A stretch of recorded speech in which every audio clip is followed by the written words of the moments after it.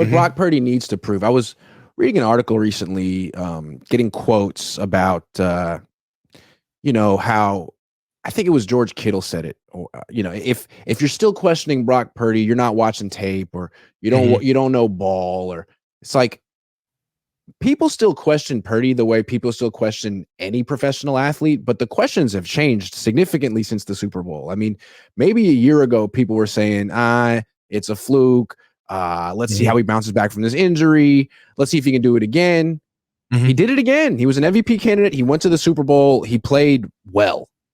Yes. So I think the conversation has changed significantly about Brock. I think everyone's seen him play on the biggest stage admirably. So what does he need to prove now? Consistency at a high level. And also, that's just the macro. I mean, the micro. The micro is he needs to work on his consistency, his accuracy. Brock still needs to be able to take care of himself as far as staying upright. We don't have the best offensive line. Brock still needs to work on his arm strength, keep his ball tight. Another big thing about Brock is just his processing in certain areas of the game, his situational awareness. Those things come with reps, time on task. But he still needs to get better at those things. Pressing, right? He pressed in the Cincinnati game. He pressed in the Baltimore game. He pressed in the Minnesota game, where it's like, bro, take what's in front of you. You're ignoring checkdowns that are in front of you. You're ignoring plays that are easily obtainable for you within your grasp, but you're letting the moment seep into your play. Those are things that Brock needs to work on as far as like the micro. The macro is that Brock is about to get paid like a top 5 quarterback. And the macro is we no longer the days of Brock is good enough to be the reason why we didn't win. He's got to be the reason why we didn't lose. He's got to be the reason why we win now. And if you're getting paid that type of money, no more, with all of our weapons. And then if Brock handles his bit, no. You got to flip that conversation. We got Brock. So right off the bat, we got a chance to win. That's the new conversation. And to be honest, good on him. He's earned this, right?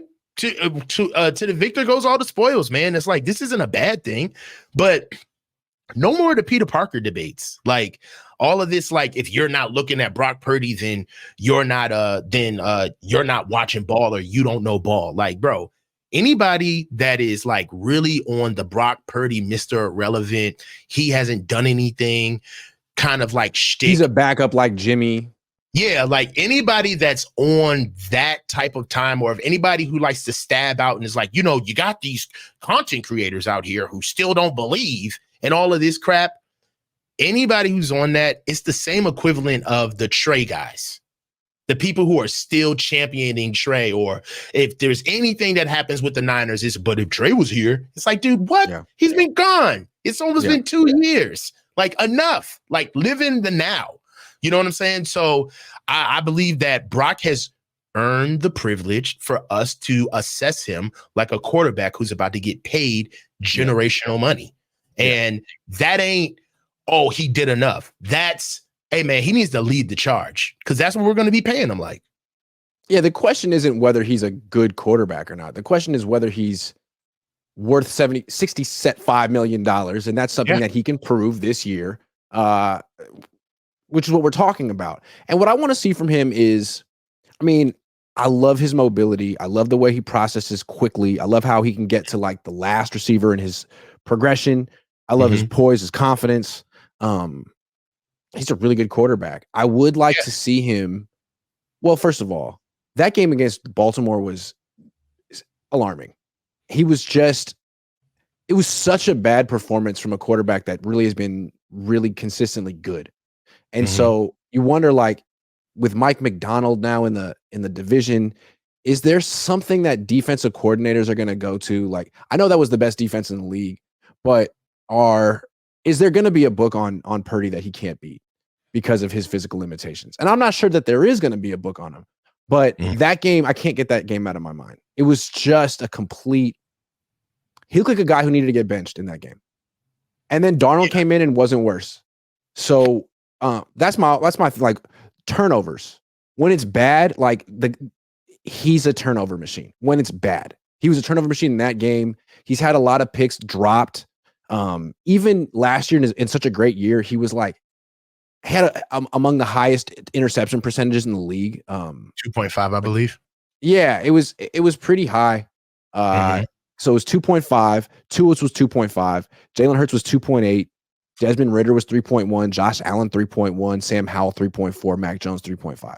So it's among the highest in the league. And if he keeps throwing 30 touchdowns a year, no one will care. But that's my thing with him. I just want to see that he's not just kind of like a gunslinger with no conscience. That he can. I mean, he's a smart quarterback. He should be able to protect the ball a little bit better. And I think he will with experience, but that's something he needs to prove. Yeah, definitely. And that's, what we're doing is just kind of understanding this is just what we've been watching for football all our lives. Like the honeymoon story ends after a while. The honeymoon phase ends after a while. I know you love him, and all of the great things he does, but in order to stay viable, to be everything you think he's going to be, he's got to actually go out there and do it. And the mark of being a good quarterback in the NFL is not having good games, but being able to take over games and do it consistently, right? Like when you get off the plane, it's a quarterback league. The NFL is Brock Purdy and the San Francisco 49ers. So what we have to do is make sure that, the like the orphanage story's got to go. Like he's been in the league 3 years now. He got past the UCL injury. Proud of him. That was a huge feat. He deserves all of the credit in the world for that. But now that he is entrenched as our starter, he's had the roster. I mean, he's had the scheme under his belt. And quite to be honest, the birth of this topic was the belief. There seems to be a contingency of people out there that just feel as though that nobody understands how good he is. All right, well, let's see it. Yeah, he is good. I mean, that's not the question anymore. And I think that's the thing. Like a lot of people will say because he was Mr. Irrelevant, he hasn't gotten paid much, that he has nothing left to prove. He has already proven everything he needs to. And in a sense, he has. But when he gets paid, it'll be a whole different ball game. And he's approaching that right now. So I think that's why this season is so interesting for him. There's no longer Trey Lance or Sam Darnold. There's no hedge. He's the guy. He hasn't gotten paid yet. So this is sort of just the coronation year for Brock Purdy. Everything goes according to plan as expected. He's going to be one of the highest paid players in the league next year. But the league's best defensive minds are going to try their best to replicate what Mike McDonald and Steve Spagnuolo do with him, and Jim Schwartz. So yeah, I mean, I agree. And you're going to see more man-to-man coverage. This it's coming, and it's time to just give Brock his credit. I mean, he saved Kyle. We talked about this in the pre-show. Yeah. Like, if it wasn't for Brock's ascension right now, I mean, Kyle may be fired. That's facts. You know what I mean? So. The whole Trey situation wasn't really solidified by him getting traded. It was the fact that Brock is still Brock, right? You can't have one without the other. You definitely can't have one without the other. Okay. Super chat. Harold McAllister, bad weather throwing needs to be better. Let's not forget that. I think every Niner fan knows, like, hey, fingers crossed it doesn't rain this week, because for whatever reason that affects Brock. I feel like that's fixable, man. Find a glove that works for you. Or practice. Yeah. Practice with a wet ball, Kyle. Well, we know Kyle doesn't care about it. We know he doesn't care about it. But it's like, I mean, honestly, you look at it, and at some point, you do have to I don't know, man. You think that Kyle just lies just for the sake of, like, because he knows he doesn't want to just acquiesce to the fact that a good question was asked. So it's like, no, we're not doing anything with water balls. And it's just like, do you think he would ever say, you know what, that's a good idea and it's something we should do? And, that's not his personality. It's something that, like, Robert Saleh would say, you know what, I like that. And he would sort of try to get the journalist on his side. But Kyle's like, you think you had an idea that I didn't think of?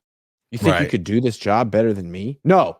It's like, okay, well, I'm just going to make myself quality control unofficially.